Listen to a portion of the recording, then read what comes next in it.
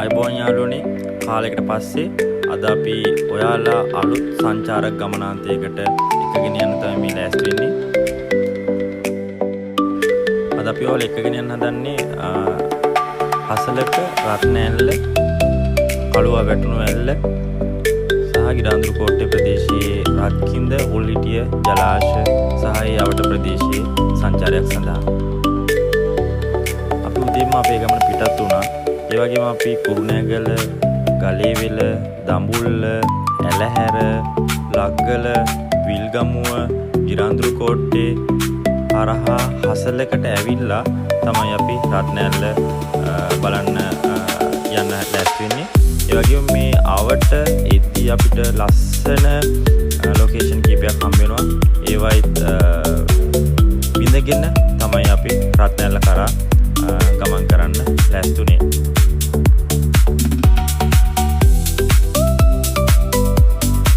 අපි සුන්දර පරිසර පද්ධති කීපයක් පහු කරගෙන අපේ සංචාරක ගමනාන්තය වන රත්නෑල්ලට අපි ළඟා වෙන්න තමයි ලෑස්ති වෙන්නේ.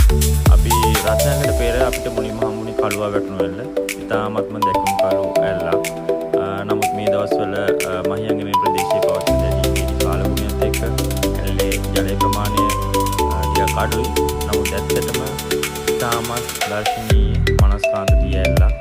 ඔබත් පැමිණෙන්න, සුන්දරත්වයේ විඳින්න, මේ තියෙන සුන්දරත්වය විනාශ නොකර මේ ස්වභාව දහමට අවනත වෙලා මේව විඳගෙන යන්න කියලා ගෞරවයෙන් ඉල්ලනවා.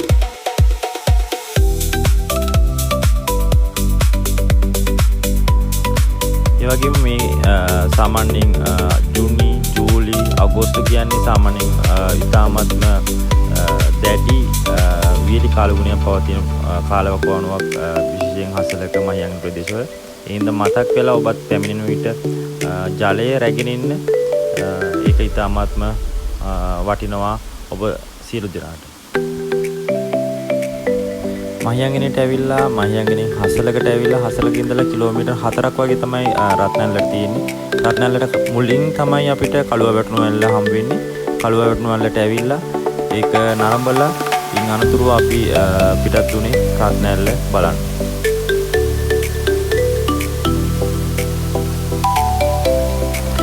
කළුවා වැටුණු ඇල්ලේ ඉඳලා සාමාන්‍යයෙන් මීටර් 500ක් 600ක් විතර පයින් තමයි ගමන් කරන්න වෙන්නේ රත්නෑල්ලට.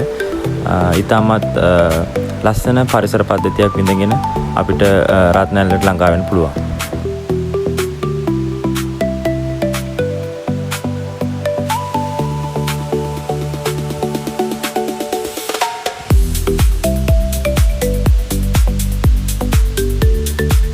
ඔබට දැක් ගලා ගන්න පුළුවන් මේ දවස්වල පවතින දැඩි වියලි කාලගුණයත් එක්ක රත්නෑල්ලේ වතුර ඉතාමත් අවම ප්‍රමාණයක් පවතින්නේ. ඒ වුණත් ඇත්තටම හරියම මනරම් ඇල්ලක්.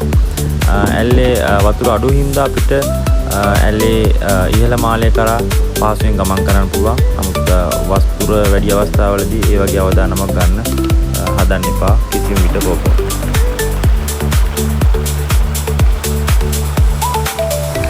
රත්නෑල්ල ඉහළට ආවන් පස්සේ ආවට පරිසරය ඉතාමත් දර්ශනීය ආකාරයෙන් දිස් වෙනවා. නමුත් මේ ගමනේදී ඔබ ඉතාමත් පරිසංකාරීව කටයුතු කරන ලෙස ඉල්ලා සිටිනවා.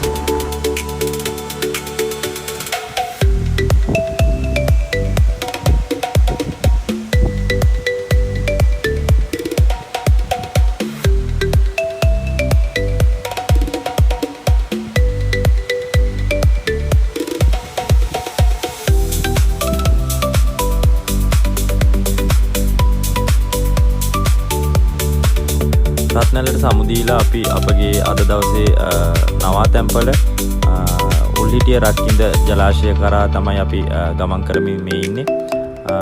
මේ දවස්වල ඉතාමත්ම වියලි කාලගුණයක් තියෙන්නේ. ඔබට පැහැදිලිව බලා ගන්න පුළුවන් කොහොමද අවට පරිසරය කියලා. ඒ වගේම තමයි මේ ගමනේදී අපිට රත්කින්ද උල්හිටිය ජලාශයේ වැව් බැම්ම මතින් තමයි ගමන් කරන්න වෙන්නේ. ඉතාමත් දර්ශනීය පරිසර පද්ධතියක් බලා ගැනීමෙන් අපිට අපගේ රාත්‍රී නවාතැන් ස්ථාන කරා ළඟා වෙන්න පුළුවන්.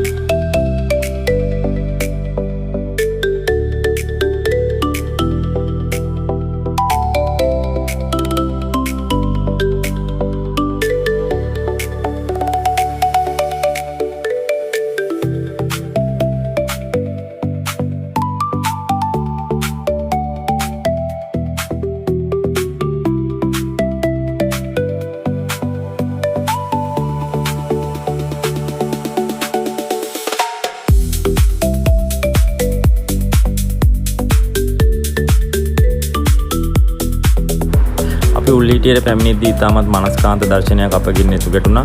ඒ තමයි මේ දවස්වල පවතින වියලි කාලගුණයත් එක්ක ජලාශයේ වැව් පිටියට විශාල වශයෙන් අලි රංචු පැමිණීමින් තිබුණා. ඉතින් මේ වගේ ගමනක් යද්දී විශේෂයෙන් අපි පරිස්සම් වෙන්න ඕනේ. ඒ වගේම අපිට ආරක්ෂා වෙන්න ඕනේ.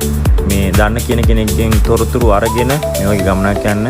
නැත්නම් ඒක සමහර විට අනුතුරුදායක වෙන්න පුළුවන්.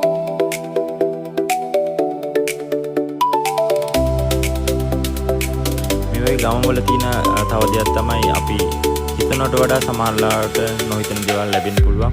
ඒ වගේ දෙයක් තමයි මේ අලි රංචුව. අලි රංචුවේ එක අලියෙක් තනියම ගමන් කරනවා. අනිත් අලි ටික එකට එකතු වෙලා ඉන්නේ. ඉතාමත් දර්ශනීය මනස්කාන්ත දර්ශනයක්.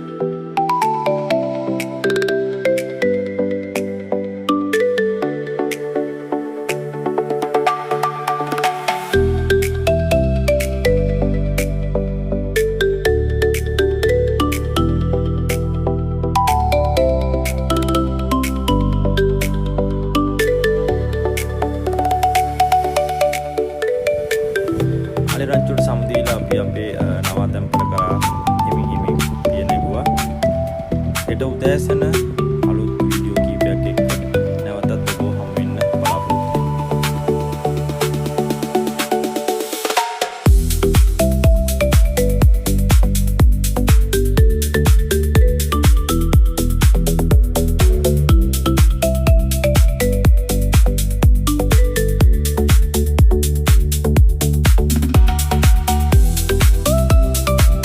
ඒ වගේම තමයි මේ ප්‍රදේශයේදී අපිට ඉතාමත් මනස්කාන්ත දර්ශනයක් අපේ නෙත ගැටුණා. ඒ තමයි හිරු බැස යෑමේ දර්ශනය.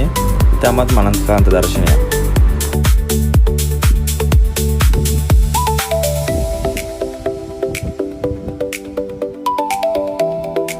අපේ නවාතැන්පලේ රැය පාන් කරලා උදේම ආවේ වැව් පිටියට.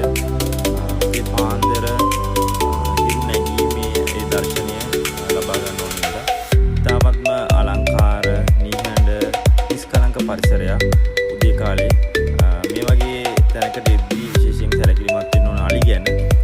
උදේ පාන්දර සමහර විට අලි ඉන්න පුළුවන්. ඒ හින්දා ඒ ගැන අවධානය යොමු කරමින් මේ වගේ තැනකට පැමිණෙන්න කියලා ගෞරවයෙන් ඉල්ලා සිටිනවා.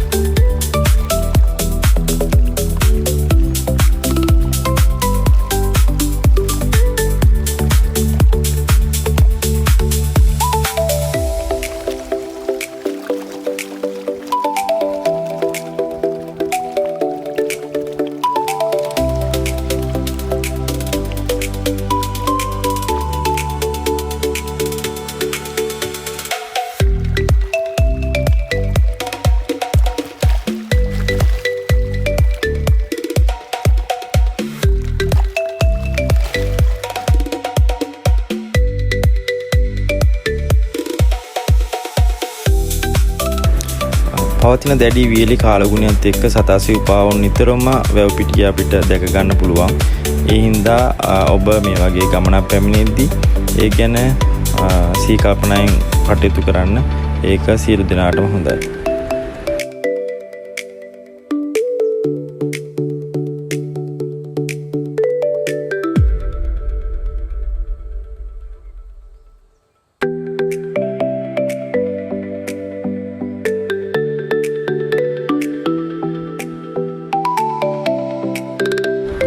අපි උල්හිටිය ජලාශයට සමුදීලා අපගේ ඊළඟ සංචාරක නවාතැන්පල සොරබොර වැව කරා තමයි අපි දැන් මේ ගමන් කරමින් සිටින්නේ.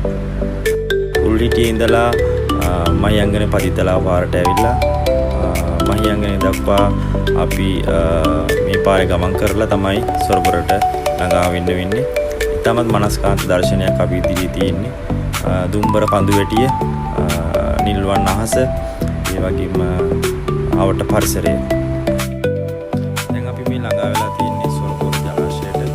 පුලතා යෝධයා විසින් නිර්මාණය කරන ලද වාරි කර්මාන්තයක් තමයි සොරබොර ජලාශය. ඉතාමත් දර්ශනීය මනස්කාන්ත පරිසර පද්ධතියක්. ඈතින් දුම්බර කඳු වැටිය ඉතාමත් ලස්සනට මේ ප්‍රදේශයට දිස්වෙනවා.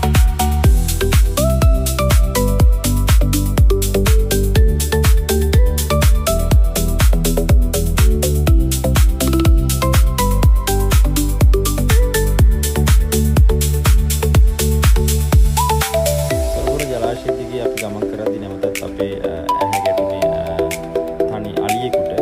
ඉතාමත් සද්දන්ත අෂ්ටවත් අලියෙක්. අලුත් සංචාරක ගමනාන්තයකින් ඔබ හමු වෙනකෙ ඔබෙන් සමුගන්නවා නව සංචාරක ගමනාන්තයක නැවත හමු වෙමු. විශේෂයෙන් මතක් කරන්න ඕනේ උල්හිටිය රත්න ජලාශය බාර දීප්ත මහතා